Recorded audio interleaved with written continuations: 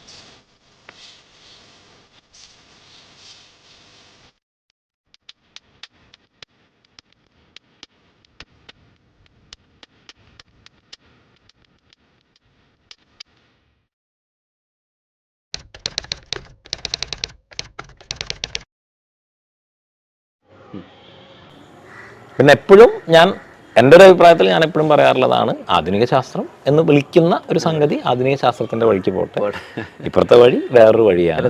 ഭാരതീയ വേദാന്തത്തിലേക്ക് വരുന്നുണ്ട്. അല്ല, ഭാരതീയ വേദാന്തം അതിനെ നോക്കുന്നില്ല. അത് വേണമെങ്കിൽ ഭാരതീയ വേദാന്തത്തെ നോക്കി, ഭാരതീയ വേദാന്തത്തിന്റെ ഒരു സിദ്ധാന്തവും ഇന്ന് യന്ത്രങ്ങളുടെ സഹായത്തെ കൊണ്ടോ മറ്റുള്ളത് കൊണ്ടോ കണ്ടെത്തിയിരിക്കുന്ന ഭൗതികമായിട്ടുള്ള ഒരു വസ്തുതകളും വെച്ച് വിശദീകരിക്കേണ്ട കാര്യമില്ല എന്നാണ് നമ്മുടെ ഒരു പക്ഷം.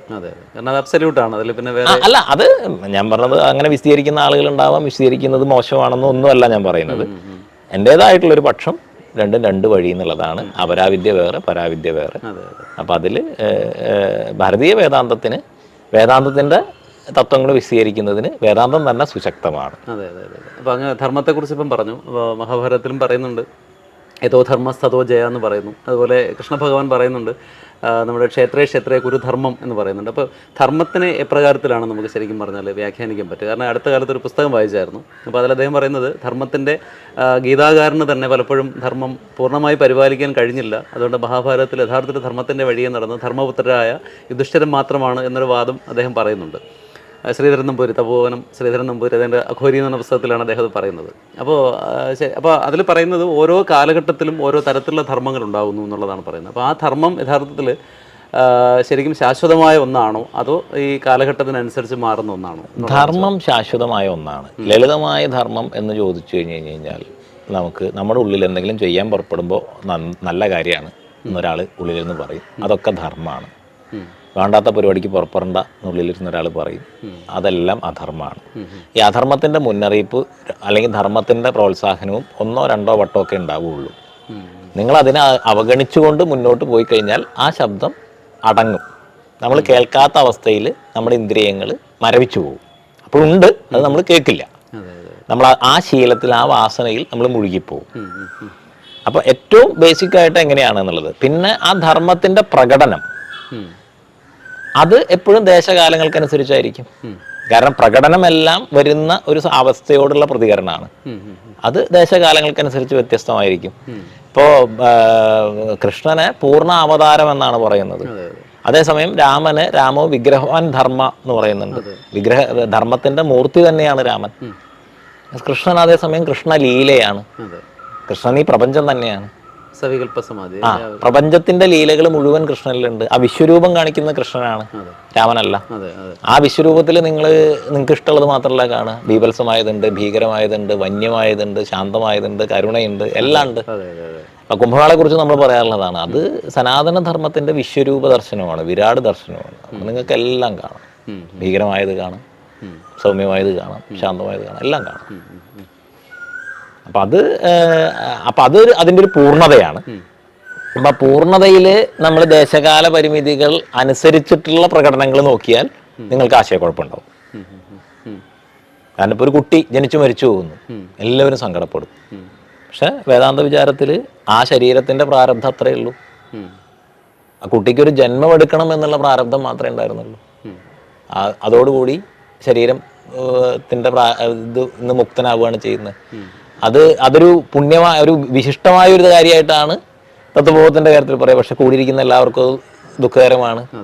ആ അമ്മ എന്തിനിങ്ങനെ ദൈവം ശിക്ഷിച്ചു എന്നൊക്കെ വരെ ആളുകൾ ചോദിക്കും. അപ്പം അത്രയും, അതായത് ഒരു വളരെ കുറഞ്ഞ പ്രാരബ്ധം മാത്രമുള്ളൊരു ജീവന് ജന്മം നൽകാൻ മാത്രം വിശിഷ്ടമായ ഗർഭപാത്രമാണ് അത്. അപ്പം ഇങ്ങനെയുള്ള ഒരുപാട് ഭേദങ്ങൾ നമ്മൾ കാലികമായിട്ട് അല്ലെങ്കിൽ ദേശികമായിട്ട് ധർമ്മവിചാരം ചെയ്യുമ്പോൾ കുറേ കോൺഫ്ലിക്റ്റുകൾ അനുഭവപ്പെടാം. പക്ഷെ ധർമ്മത്തിനെ സംബന്ധിച്ചിടത്തോളം അത് സനാതനമായിട്ടുള്ള ഒന്നാണ്. അപ്പോൾ നമ്മൾ ഈ പ്രപഞ്ചത്തിൽ ഇപ്പോൾ നിലനിൽക്കുന്ന എല്ലാ പ്രാണികൾക്കും, അതായത് ഏറ്റവും ചെറിയ ഒരു അമീബ മുതൽ ഏറ്റവും ഇതായിട്ട് നിൽക്കുന്ന മനുഷ്യനായിട്ട് നിൽക്കുന്ന ഒരു ഇതുവരെയുള്ള എല്ലാം പ്രാണനാണല്ലോ. അപ്പോൾ ഈ എല്ലാ പ്രാണനും യഥാർത്ഥത്തിൽ ഈ പറയുന്ന മോക്ഷം എന്ന് പറയുന്നത് ലഭിക്കുമോ, അല്ലെങ്കിൽ ഈ പറയുന്ന പരമാത്മ ബോധത്തിൽ ലയിച്ചു ചേരുമോ? തീർച്ചയായിട്ടും. അതിൽ ഏറ്റവും വലിയ എന്ന് വെച്ച് കഴിഞ്ഞാൽ രണ്ട് തരത്തിൽ, അതായത് മനുഷ്യജീവന് മാത്രമാണ് പരിമിതികളുള്ളത് സത്യത്തിൽ, അല്ലെങ്കിൽ ബാക്കിയെല്ലാം പ്രകൃതിയുടെ നിയമത്തിനനുസരിച്ച് മാത്രം ജീവിക്കുന്നത്. സ്വധർമ്മം അവർ സ്വധർമ്മം മാത്രമേ ചെയ്യുന്നു. പക്ഷെ അവരെ സംബന്ധിച്ചിടത്തോളം അവർക്ക് അധർമ്മം ചെയ്യാനുള്ള ശേഷിയില്ല. ഒരു മനുഷ്യൻ്റെ ഏറ്റവും ക്വാളിറ്റി എന്ന് പറയുന്നത്, അല്ലെങ്കിൽ മനുഷ്യൻ്റെ എല്ലാ ഒരു ജീവൻ്റെ ക്വാളിറ്റി എന്ന് പറയുന്നത് നിങ്ങൾക്ക് എതിരായി ചെയ്യാൻ ശേഷിയുള്ളപ്പോഴും നിങ്ങൾ ധർമ്മത്തിൽ നിൽക്കുക എന്ന് പറയുന്നതാണ് ഒരു വിശിഷ്ടമായ ഒരു ഇത്. അപ്പോൾ മനുഷ്യജന്മം എന്തുകൊണ്ട് വ്യത്യസ്തമാകുന്നു എന്നുള്ളതിന് ഉത്തരം ഇതിന് നിത്യാനിത്യ വിവേകമുണ്ട് എന്നാണ് പറയുക. നിങ്ങൾക്ക് ചെയ്യാം, ചെയ്യാതിരിക്കാം, മറിച്ച് ചെയ്യാം. ഇത് മൂന്നും ചെയ്യാൻ പറ്റും. നിങ്ങൾക്ക് ധർമ്മത്തിൽ നിൽക്കാം, ധർമ്മത്തിൽ നിൽക്കാതിരിക്കാം, അധർമ്മം ചെയ്യാം. ഇത് മൂന്നും ചെയ്യാം. അത് മറ്റ് പ്രാണികൾക്കൊന്നും അതിനുള്ള അവകാശമില്ല. അവർക്ക് അവരുടെ ധർമ്മത്തിൻ്റെ അനുസരിച്ച് തുടരാനേ പറ്റും. അപ്പം ഈ തിരിച്ചറിവ് ഉണ്ടായിട്ടും ധർമ്മത്തിൽ നിൽക്കുക എന്നുള്ളതാണ്, അല്ലെങ്കിൽ നിങ്ങളുടെ പ്രയത്നം കൊണ്ട് നിങ്ങൾക്ക് പൂർണ്ണതയെ പ്രാപിക്കുകയോ അല്ലെങ്കിൽ അധപതനത്തിലേക്ക് പോവുകയോ ചെയ്യാം. അതാണ് മനുഷ്യജീവൻ്റെ വ്യത്യസ്തത, മനുഷ്യ ശരീരത്തിൽ ഉണ്ടാകുന്ന പ്രാണന്റെ വ്യത്യസ്തത. അപ്പോൾ ഈ അടുത്ത കാലത്ത് ഒരുപാട് കൗൺസിലിംഗ് ക്ലാസ്സുകൾ പോകാറുണ്ട്. അപ്പോൾ ഒരു 19 വയസ്സുള്ള ഒരു കുട്ടി ചോദിച്ചൊരു ചോദ്യമാണ്. കാരണം അയാളുടെ ഒരു ജ്യേഷ്ഠൻ ഉണ്ടായിരുന്നു, 21 വയസ്സാണ്.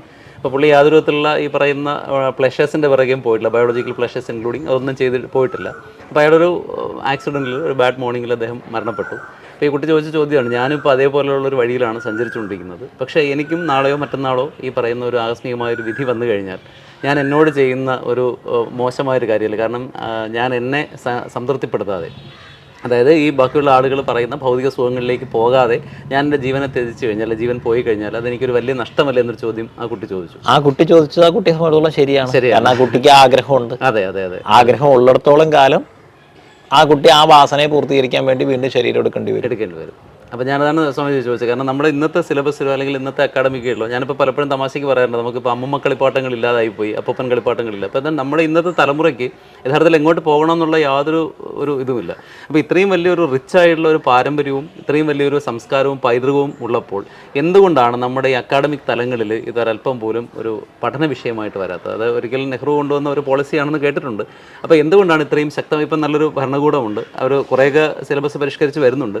അപ്പോൾ സ്വാമിജിയെ പോലുള്ള ആളുകളിൽ ശ്രമിച്ചുകൊണ്ട് എന്തുകൊണ്ടാണ് നമ്മുടെ ഒരു പാഠ്യവിഷയത്തിൽ ഇത് ഉൾപ്പെടുത്താൻ, ചെറിയ പ്രായം മുതലേ നമുക്ക് ഉൾപ്പെടുത്താൻ പറ്റാത്തതിന് കാരണം എന്താണ്? അല്ല, ഉൾപ്പെടുത്താൻ പറ്റാത്തതിനൊരു കാരണം എന്ന് പറയുന്നത് ബ്രിട്ടീഷ് ആധിപത്യ കാലം തൊട്ട് തുടങ്ങിയ, മെക്കാളെ തുടങ്ങിയ ഒരു ബൗദ്ധികമായിട്ടുള്ള ഒരു അടിമത്തത്തിലേക്ക് നയിക്കുന്ന ഒരു വിദ്യാഭ്യാസ സമ്പ്രദായമാണ് ഈ അടുത്ത കാലം വരെയും അതിൻ്റെ ആശയധാരകളുള്ളവരാണ് ഇവിടെ ഭരിച്ചിരുന്നത് എന്നുള്ളതൊരു കാരണം കൊണ്ടാണ്.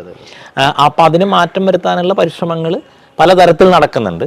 അതിൽ ഇന്ന് അതിൻ്റെ ഒരു വേഗതയ്ക്ക് ഉള്ളൊരു തടസ്സം ഇന്നും ഭരണത്തിൻ്റെ ഏറ്റവും ഉന്നത നേതൃത്വങ്ങളിൽ ഈ സമീപനമുള്ള ആളുകളാണ്. സിസ്റ്റം മുഴുവൻ നിലനിന്നതിൻ്റെ തുടർച്ചയാണ്. അപ്പോൾ അതിൽ നമുക്ക് ഒറ്റ രാത്രി കൊണ്ട് ഒരു വലിയ മാറ്റമോ അത്ഭുതങ്ങളോ ഒന്നും ഉണ്ടാക്കാൻ സാധ്യമല്ല. അങ്ങനെ മാറ്റം ഉണ്ടായാൽ അത് തന്നെ തകരുകയുള്ളൂ.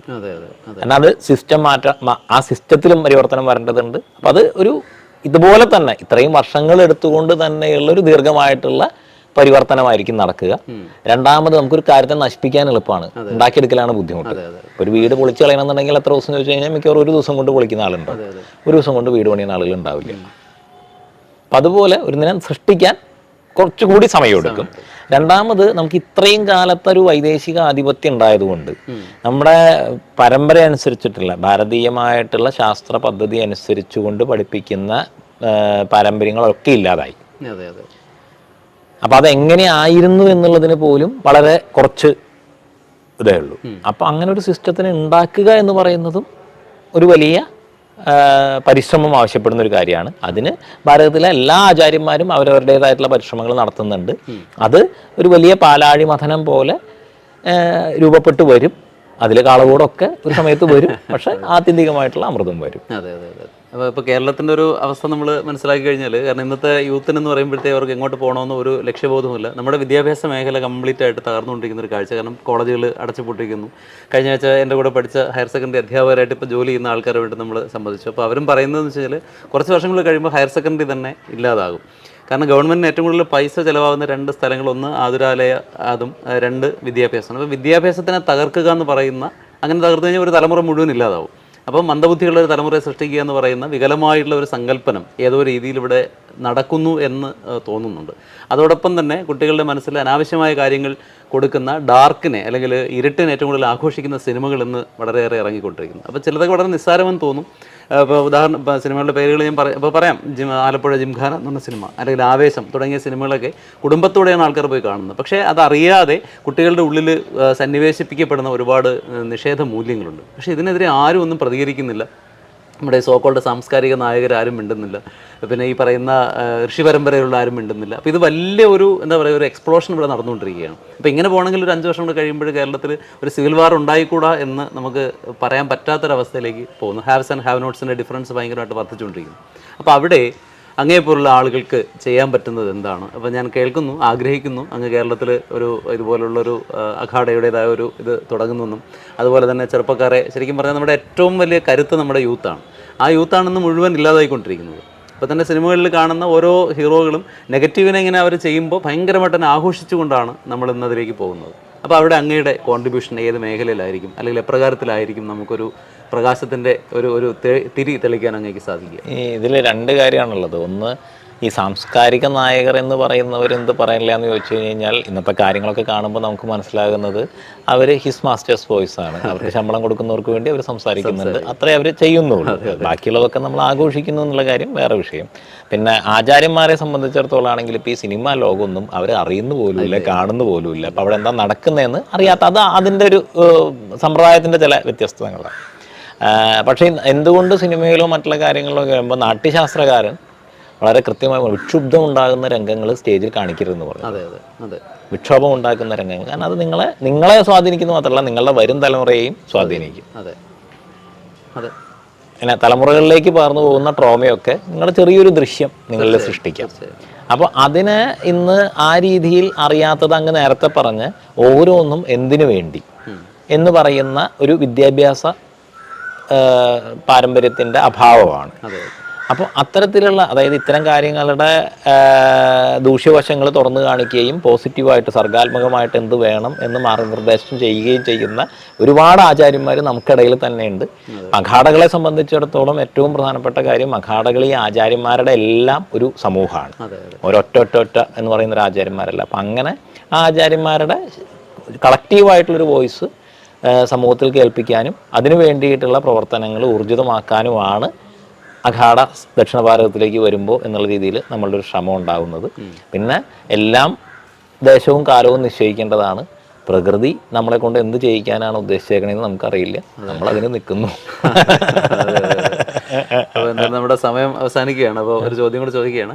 അപ്പോൾ നമ്മുടെ MK രാമേന്ദ്ര സാറിൻ്റെ പുസ്തകങ്ങളിൽ ഇപ്പോൾ നാഥ പരമ്പരയുള്ള ചെറിയ കുട്ടികൾ, 7 വയസ്സ് 9 വയസ്സൊക്കെ ഉള്ള കുട്ടികളൊക്കെ കൈലാസ പരിക്രമണം ചെയ്തുകൊണ്ട് അതിരാവിലെ വിശ്വശാന്തിക്ക് വേണ്ടി പ്രാർത്ഥിക്കുന്നു എന്ന് പറയുന്നു. അപ്പോൾ നമ്മളിവിടെ അങ്ങനെ ആ പ്രാർത്ഥനയും അതുപോലെ തന്നെ അങ്ങനെ ലോകനന്മ ചെയ്യണമെന്ന് ആഗ്രഹിക്കുന്ന ഒരുപാട് ആൾക്കാരുണ്ട്. പക്ഷെ അവർക്ക് ശരിയായ രീതിയിലൊരു വഴിയില്ല. കാരണം അവരെ പോകുമ്പോൾ പലപ്പോഴും അവരെ എന്ത് ചെയ്യുന്ന ഒരു കളിയാക്കലുകളുണ്ടോ, അല്ലെങ്കിൽ വളരെയേറെ മോശമായ രീതിയിലാണ് അവരെ പരിഗണിക്കുന്നത് എന്നുള്ളതാണ് നമ്മൾ കാണുന്ന ഏറ്റവും ദുഃഖകരമായൊരു കാര്യം.